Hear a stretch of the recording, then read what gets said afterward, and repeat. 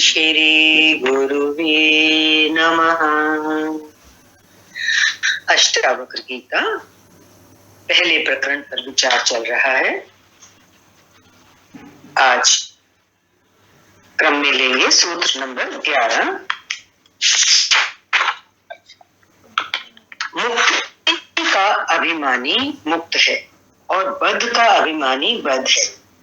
यहाँ ये किंवदंती सत्य है कि जैसी मति होती है वैसी ही गति होती है।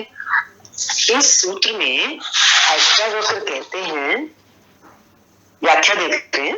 इस सूत्र में अष्टावक्र कहते हैं कि जैसी मति होती है वैसी ही गति होती है।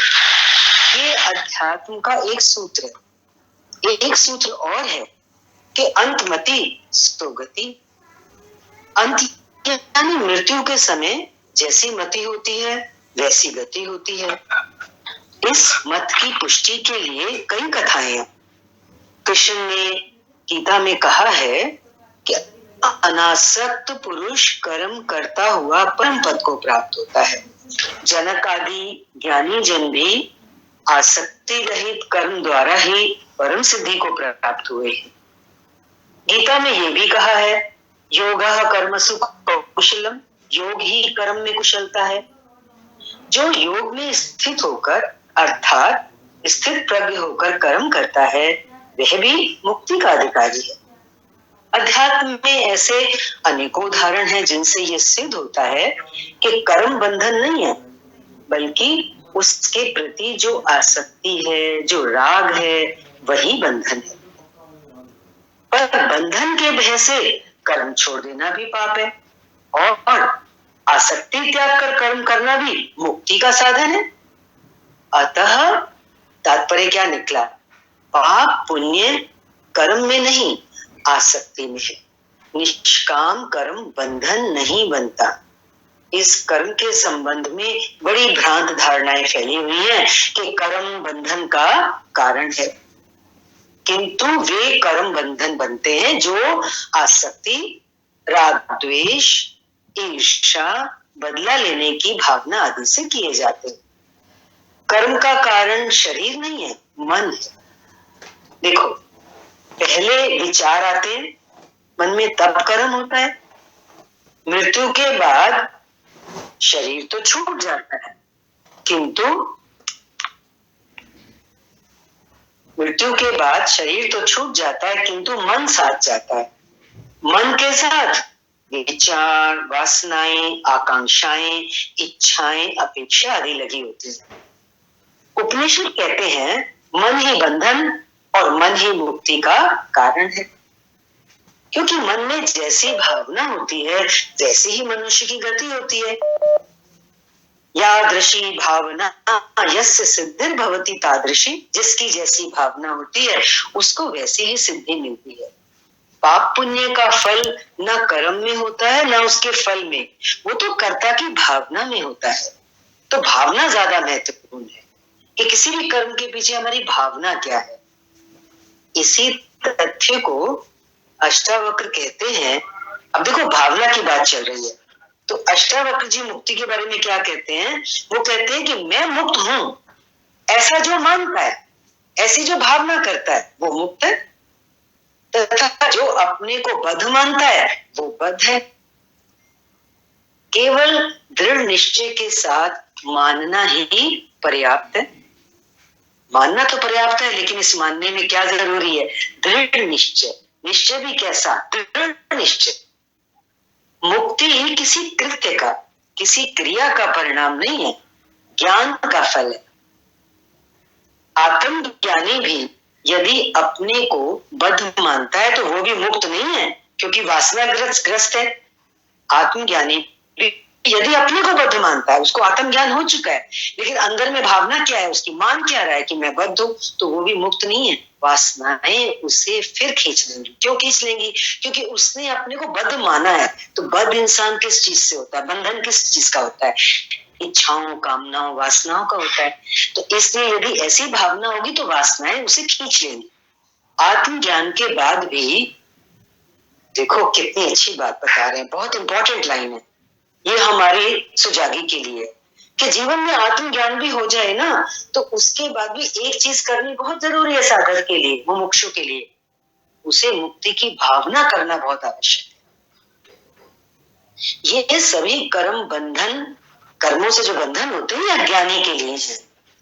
अज्ञानी यदि ये मान भी ले कि मैं मुक्त हूं, तो भी वह मुक्त नहीं हो सकता। देखो अज्ञानी के लिए बता रहे हैं, है ना, ये ज्ञानी के लिए है वचन कि आत्मज्ञान होने के बाद भी मैं मुक्त हूं, ऐसी भावना करना जरूरी है। लेकिन देखो यहाँ पे क्या सावधानी बरतने के लिए कह रहे हैं। अज्ञानी अगर ये बात बोलेगा कि मैं मुक्त हूं, तो वो मुक्त नहीं हो सकता। कहने मात्र से वो मुक्त नहीं हो सकता, बल्कि उसका ऐसा कहना पाखंड मात्र ही है। क्यों? क्योंकि वो है तो अज्ञानी। बात चल रही है आत्मज्ञानी की, कि वो आत्मज्ञान होने के बाद अपने को भावना करे कि मैं मुक्त हूं, तब वो मुक्त होगा। लेकिन यही चीज अगर नकल करके अज्ञानी कहना शुरू कर दे कि मैं मुक्त हूं, तो ये उसका पाखंड हो जाएगा। इसलिए अष्टावक्र जी यहाँ कह रहे हैं, यहाँ ये भेद समझ लेना आवश्यक है कि ये सूत्र खास 11वां सूत्र, जिसमें निश्चय करना है, भावना करनी है कि मैं मुक्त हूं आत्मज्ञान होने के बाद, ये सूत्र आत्मज्ञानी के लिए सत्य है। अज्ञानी के लिए ये सूत्र नहीं कहा गया है। तो हर कोई अपने को इसमें ना फिट कर ले। सूत्र समाप्त हुआ, अगला सूत्र ले रहे हैं इसी क्रम में। आत्मा साक्षी है। देखो यहाँ पे कुछ आत्मा के विशेषण, कुछ गुण आ रहे। क्या? आत्मा साक्षी है और व्यापक है, पूर्ण है, एक है।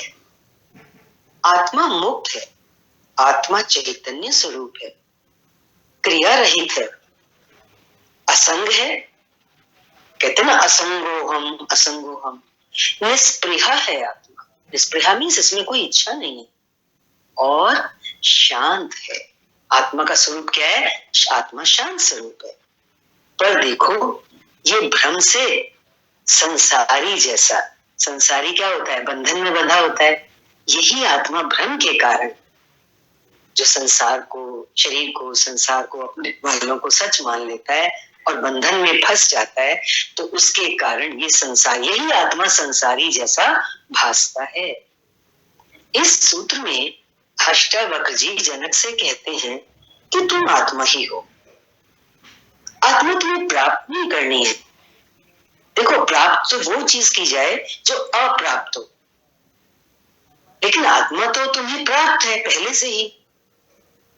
ऐसा भी नहीं है वह तुम्हें प्राप्त है, लेकिन इस पॉइंट को दूसरे वे में ले रहे, वह तुम्हें प्राप्त है ऐसा भी नहीं है, क्योंकि ऐसा मानने से क्या हो जाएगा? तुम्हारे में और आत्मा में भिन्नता की प्रतीति होगी। बहुत अच्छे से समझो इस बात को। कोई चीज मुझे प्राप्त है, तो जो चीज मुझे प्राप्त है वो प्राप्त हुई चीज मुझसे अलग हो गई ना, तो भिन्नता हो गई आत्मा के साथ। अष्टावक्र जी कह रहे हैं ये भिन्नता है ही नहीं। कारण क्या है? वो क्या वचन दे रहे हैं? वो कह रहे हैं तुम स्वयं आत्मा हो। अब देखो, हमने अपने को जो आत्मा माना, हमने अपने को जो माना है, शरीर मन जो कुछ भी मान के बच्चे, वो मान्यता हमारी यहां से हटके कहां जानी है? आत्मा में जानी है कि मेरा तो स्वरूप आत्मा है, मैं तो हूं ही आत्मा, ये तो मैं हूं ही नहीं। तो फिर प्राप्त करने की बात नहीं आएगी ना। केवल अब हुआ क्या?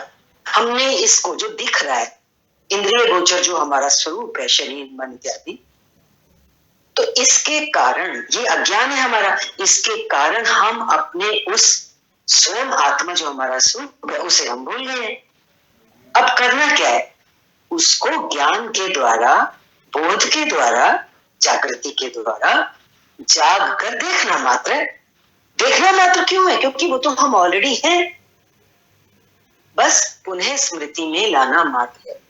कोई चीज हमारी भूल गई है, उसको याद करना है कि मैं तो वो हूं, और कुछ करना नहीं है। वे आत्मा का स्वरूप बताते हुए कहते हैं कि ये आत्मा साक्षी है, सबका दृष्टा है, ये सबको देखता है, किंतु इसे कोई देखने वाला नहीं है।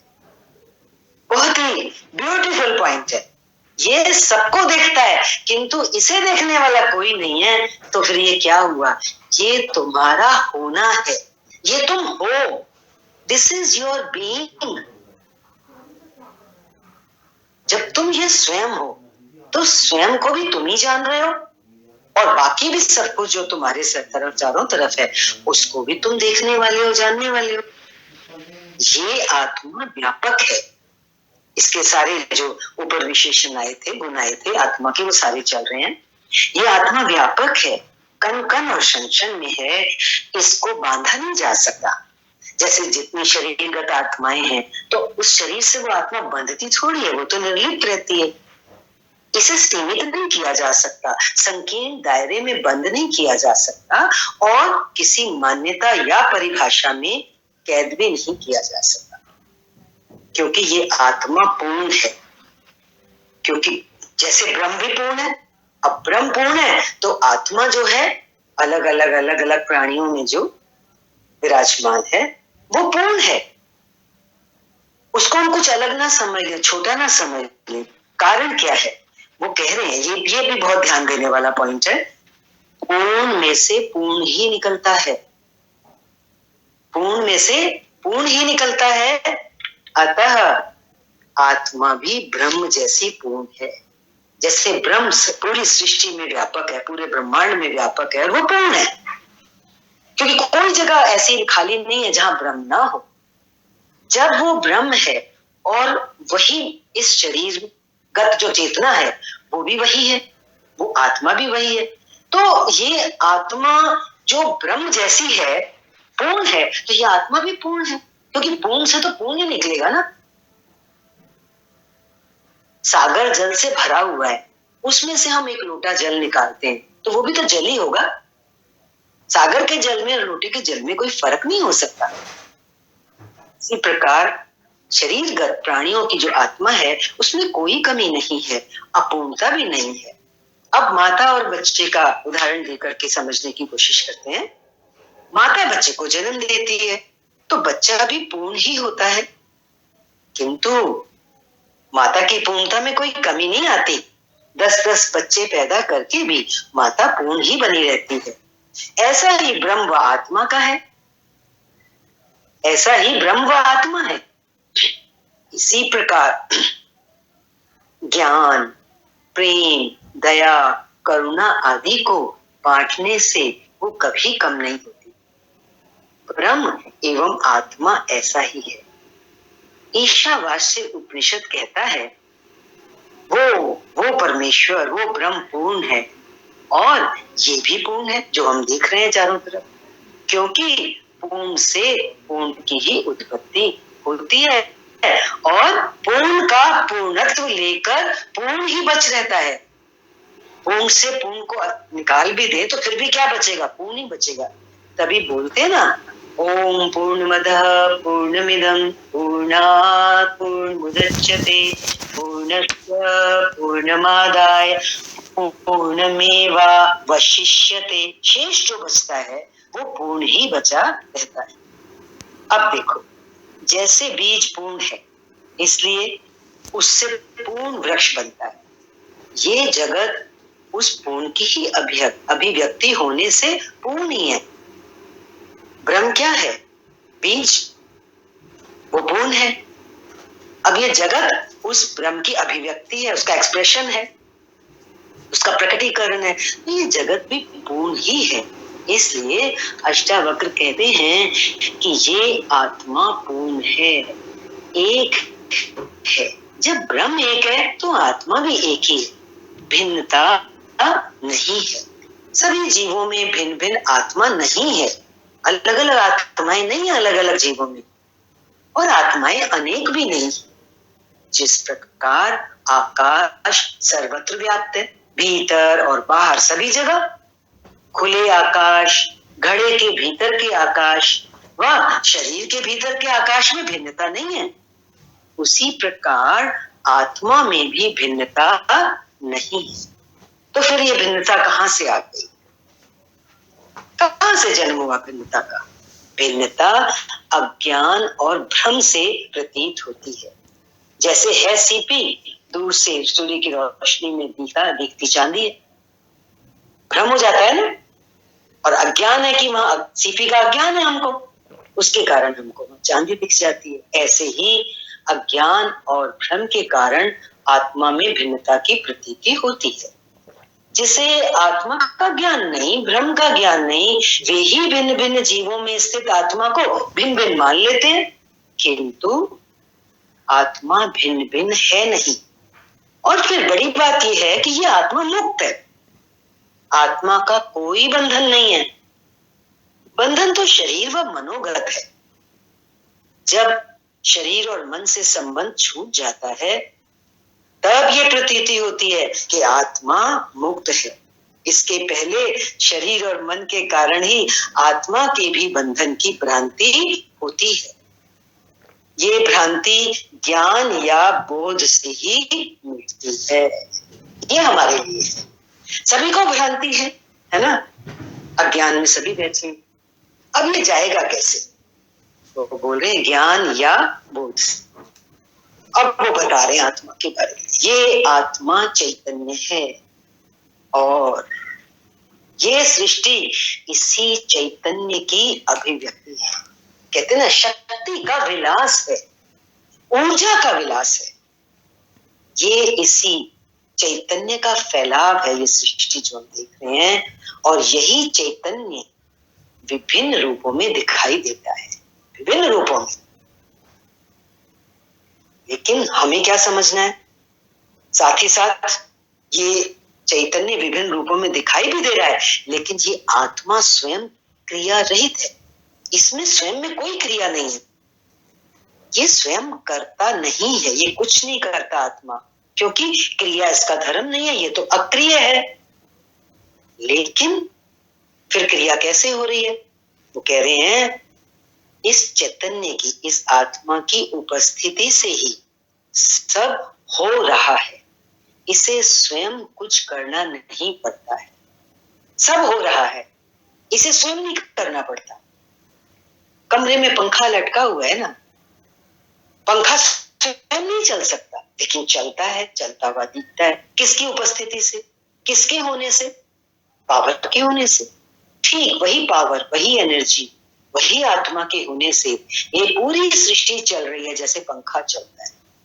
लेकिन स्वयं आत्मा, स्वयं पावर तो नहीं चलती है ना। ऐसे ही ये आत्मा स्वयं कुछ नहीं करती, इसे कुछ करना ही नहीं पड़ता, सब हो रहा है। हमको क्या ध्यान में रखना है, हमें क्या समझना है? सब हो रहा है। जिस प्रकार सूर्य की उपस्थिति मात्र से हम सब देखते ही हैं प्रतिदिन, सूर्य की उपस्थिति मात्र से सृष्टि की समस्त क्रियाएं होती हैं।